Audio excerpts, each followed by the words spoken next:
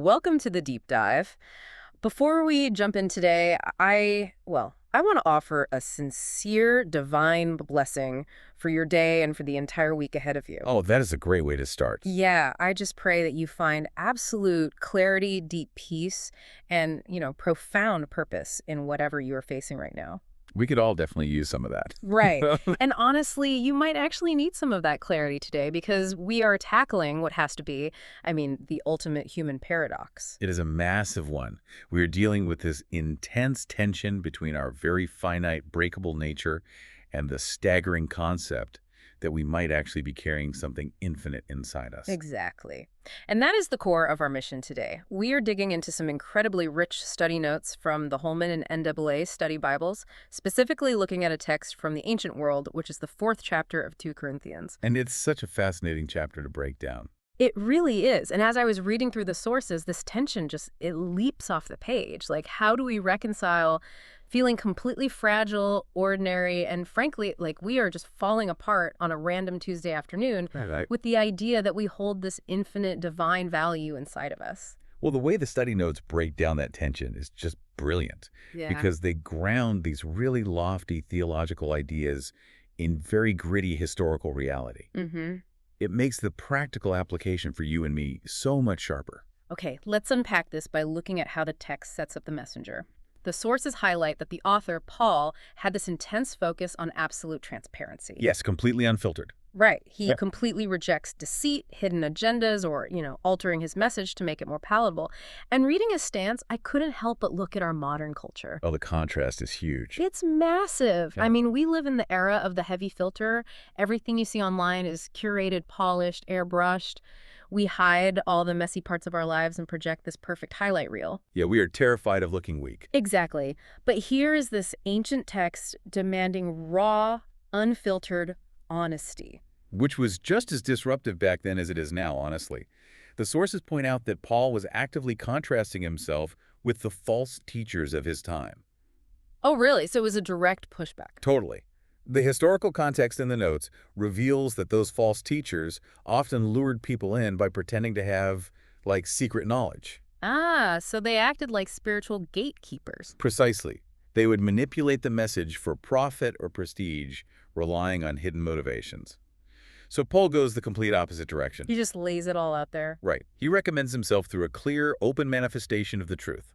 No shadows, no secrets. He refuses to use, the ancient equivalent of a ring light and a beauty filter. That is exactly it. He's essentially saying, here it is, raw and real. But that transparency actually introduces a really interesting problem in the text. Well, if this unfiltered message is so undeniably powerful and true, why do the study notes say it remains, quote, hidden or covered from certain people? What's fascinating here is how the text addresses the actual mechanics of spiritual blindness. The sources explain that the text identifies a god of this age, referring to Satan, whose specific function is to turn people away Turn them away? by actively blinding the minds of unbelievers. He tries to prevent the light of this message from penetrating. So there is an external force running interference. There is, yes, but, and this is crucial, the study notes are very careful to draw a hard line around human agency here. Okay, meaning what exactly? Meaning that even with this blinding influence, individuals remain entirely responsible for their own souls. The external interference doesn't negate internal choice. I see what you mean. So it's like the light is shining directly at you, but if you choose to keep your eyes squeezed shut, or if you willingly allow someone to put a blindfold on you, you are still the one choosing to sit in the dark. That is a great way to visualize it. And that leads right into this brilliant word study the notes provide regarding what that light actually is. Oh, right, the Greek translation part. Yeah, they dive into the original Greek text, specifically looking at the word used for image, which is icon. Which is where we get our modern word icon, like an icon on your smartphone screen or, a pop icon. Yes. But in ancient Greek, icon carries a much heavier, more substantial meaning than just a small symbol or a representation. It's more literal. Much more. The Holman and NIA notes use the example of a Roman coin. When a coin bore the icon of Caesar, it wasn't just a vague artistic interpretation of his face. Right. It bore his exact likeness. And more importantly, It represented his actual authority and presence in a distant province. Wow, so it carried weight. Exactly. So when the text says that Christ is the icon of God, it means he is the perfect, full, complete manifestation. To look at this icon is to see the glory of God manifested in its entirety. That is heavy. It's not just a representation, it is the reality. And the sources link this concept all the way back to the original creation narrative, too. Wait, like back in Genesis? Yep. Genesis chapter 1, the creation of light out of the primordial darkness. The notes argue that just as God commanded physical light to shatter the darkness of the universe, he performs that exact same creative act in the human heart. That is a wild parallel. It really is. The light of the knowledge of the glory of God shines into a dark human mind, illuminating this perfect icon. Okay, so we have this absolutely flawless, blindingly brilliant light, this Christless image of the divine. Right. And logically, if you were going to transport something that precious, you would expect the packaging to match the value of the contents. Of course you would. You'd want it delivered in a flawless, indestructible gold vault guarded by an army. But then the text suddenly pivots into this wild, paradoxical metaphor. It is a jarring pivot, honestly, but it's entirely by design. Here's where it gets really interesting. The text describes this setup as having treasure in clay jars. Such a famous phrase. Right. And to put that into a modern perspective for everyone listening, imagine you go online and you order a priceless, multi-million-dollar, absolutely flawless diamond. Okay, tracking with you. You pay a fortune. A few days later, it arrives at your front door, but it isn't in a velvet-lined titanium security case handcuffed to a guard. Right. It arrives in a battered, soggy, taped-up, completely ordinary cardboard box that looks like it was just kicked off the back of a delivery truck. You would be absolutely terrified. You'd think, why on earth would anyone put something so valuable in something so cheap and fragile? And that is the exact psychological shock the original author was aiming for. Really? Oh, yeah. While we picture a soggy cardboard box, the study notes explain that a first-century audience would picture an everyday clay jar. So just normal kitchenware? Less than that, even. These were the cheap, commonplace, easily broken, and often completely disposable containers of the ancient world. You stored cheap olive oil or water in them, and when they chipped or cracked, you just threw them out in the alley. Man, so the notes are explicit about what this metaphor represents then. Very explicit. The clay jar is the human condition. It is our fragile, mortal, profoundly humble state. We are the battered cardboard boxes. We are the chipped pottery in the alley. We are, and think about how much energy we spend trying to convince the world that we are marble pedestals or titanium vaults. Oh, a ton of energy. We despise our own fragility. We try to hide it at all costs with those social media filters we talked about. Exactly. But the study notes highlight that this bizarre packaging is a deliberate, brilliant design. The text says this is done specifically so that the excellence of the power may be of God and not of us. Ah, that makes total sense, because if the diamond showed up in a glowing, magical, indestructible vault, people might be so mesmerized by the vault that they completely forget to look at the diamond inside. That is exactly the danger. If the human messenger is perfect, flawless, and seemingly invincible, the audience will naturally attribute the life-changing power to the human. Right. They'd worship the container. Yep. So by placing the supreme, incorruptible treasure into a fragile, decaying clay vessel, all confusion is eliminated. If a cheap clay jar takes a direct hit from a sledgehammer and doesn't shatter, you know instantly that it wasn't the strength of the clay that saved it. It was the absolute power of what was inside pushing back. Exactly. What a profound shift in how we view our own weaknesses. But okay, let's step away from the metaphor for a second and look at the brutal reality of what this actually looks like on a Tuesday. Fair enough. Because acknowledging you are a fragile clay jar is a nice poetic thought, but surviving the actual crushing pressures of life is entirely different. It's messy. It's very messy. Let's look at the physics of this for a second. The sources list these extreme conditions being afflicted, perplexed, persecuted, and struck down. Right. 4 very specific types of pressure. Realistically, psychologically, how does someone live in a constant state of near destruction without their spirit completely breaking into a million pieces? Well, the study notes break down these 4 specific paradoxes beautifully. They are structured as intense contrasts that highlight the fragile humanity being sustained by divine power. Okay, let's walk through them. The first one is afflicted in every way, but not crushed. So the pressure is coming from all sides, squeezing the vessel, but the structural integrity somehow holds. Which goes back to the treasure pushing back from the inside. Yes. Then there's the second one. Perplexed, but not in despair. Let's pause there because that one really stands out to me. Why is that? Well, we live in a world where leaders and influencers, they never admit they don't know what is going on. They always have to look certain. But here, the author freely admits to being totally confused, at a loss, just not knowing why things are happening. It is incredibly rare transparency. He allows for human confusion. He is perplexed. But the critical distinction the notes make is that his confusion doesn't spiral into total hopelessness or despair. So he can be confused without losing hope. Exactly. He doesn't need to know the why to trust the who. That is a massive difference. What about the next two? Third is persecuted but not abandoned. He is actively hunted and opposed by human enemies, but he knows he is never left alone by God. Right. And fourth, struck down but not destroyed. He is literally knocked to the ground, perhaps even left for dead, but it is not a fatal blow to his mission or his soul. It's like a boxer who keeps getting knocked to the mat, bloodied and battered, but somehow the bell rings before the 10 count every single time. That's a perfect image. He's taking heavy hits, but he's never actually out of the fight. But how? What is the actual mechanism keeping him in the fight? The study notes provide the theological framework for that survival. The text says Paul is continually carrying around the death of Jesus in his body. Meaning what, exactly? The Holman notes explain that his physical sufferings, the beatings, the exhaustion, they were a daily imitation of the crucifixion. But he willingly endures this death so that the life of Jesus, the resurrection power, can be visibly manifested in his mortal flesh. It's an ongoing cycle of extreme physical drain being met with a divine, life-giving renewal. But on a practical, psychological level, what fuels that renewal? Like, if your outer self is taking all those hits, what keeps the inner self from just throwing in the towel? The sources identify the fuel as the spirit of faith.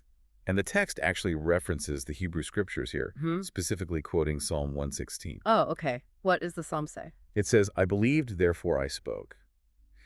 The notes point out that by using this specific psalm, he is aligning himself with an ancient attitude of absolute trust during severe suffering. Let's dig into that mechanism. I believed, therefore I spoke. He doesn't say I believed, therefore I thought about it quietly. It is a vocalized action. The commentary highlights that this spirit of faith is not just intellectual agreement.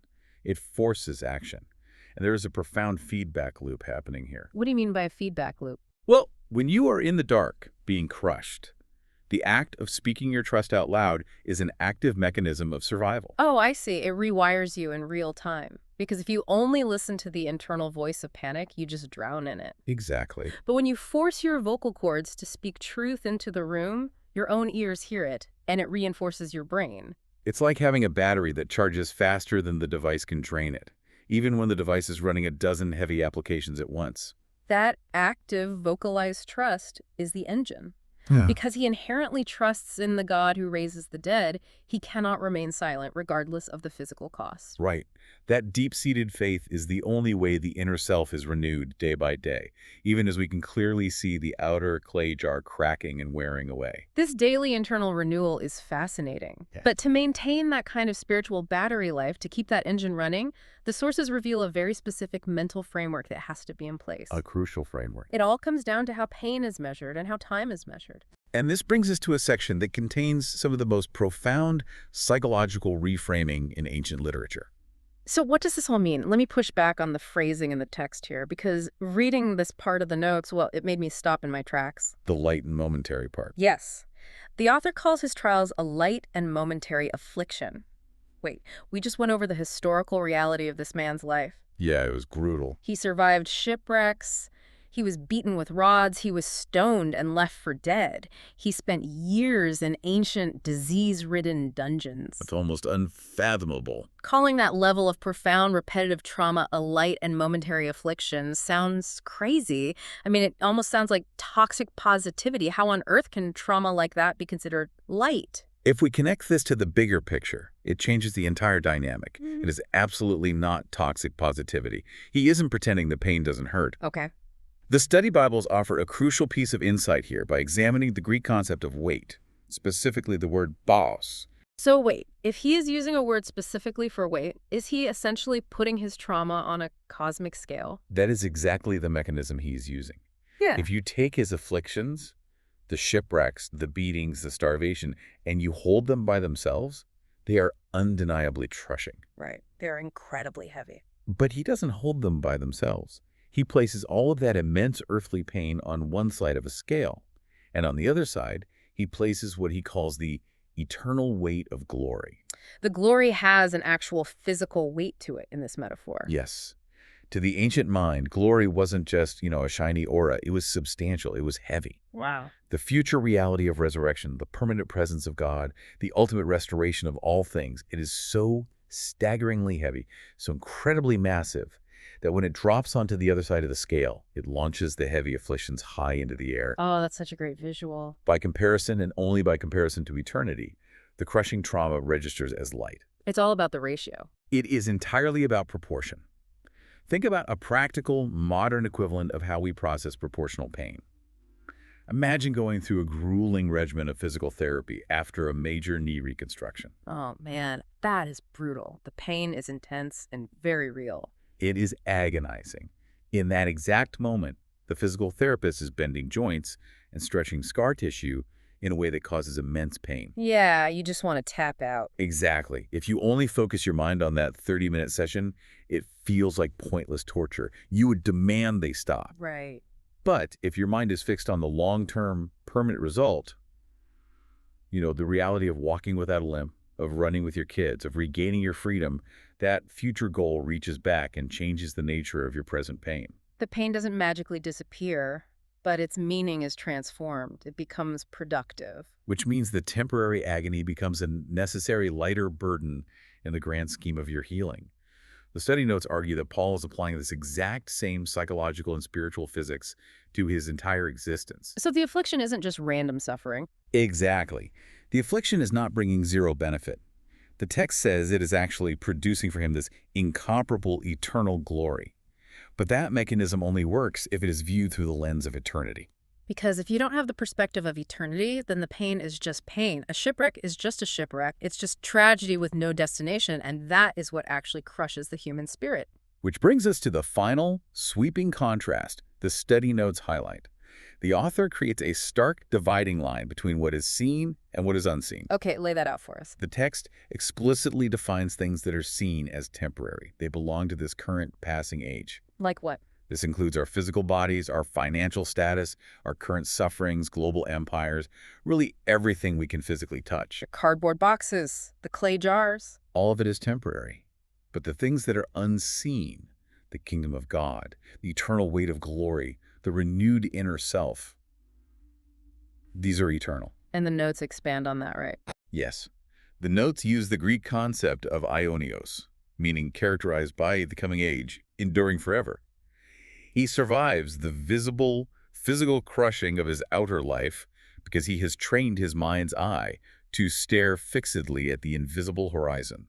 It's a total inversion of how our society operates. Completely. I mean, we are conditioned from birth to obsess over the seen. We stress over the reflection in the mirror, the number in the bank account, the accumulation of physical stuff. You spend all our energy trying to reinforce our fragile clay jars. Yes. Painting them, protecting them, trying to pretend they won't eventually crack. And this ancient text is just calmly stating that we are focusing our energy on the entirely wrong side of the equation. It is a radical proposition. It suggests that our obsession with the visible is actually what makes us so deeply vulnerable to despair. Because the visible always cracks eventually. And when it cracks, and it always does, if that is all you have, you are crushed. But if your anchor is firmly lodged in the unseen, the cracking of the visible merely allows more of the internal light to shine out. The cracking lets the light out. Oh, I love that imagery. And that brings everything full circle right back to the tension we started with. The tension between our daily frailty and our immense value.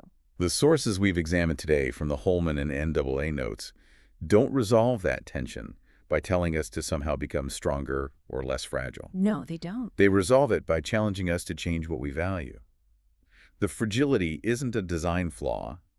It is the necessary canvas God uses to display his masterpiece. What a profound way to look at the struggles we face. We've covered some incredible ground today, from ancient Roman coins and hidden agendas to clay jars and the cosmic scales of glory. It's been a journey. It really has. But as we wrap up this deep dive, I want to leave you listening right now with a final provocative thought to mull over as you go about your week. Consider your own life. Think about the areas where you feel the absolute weakest.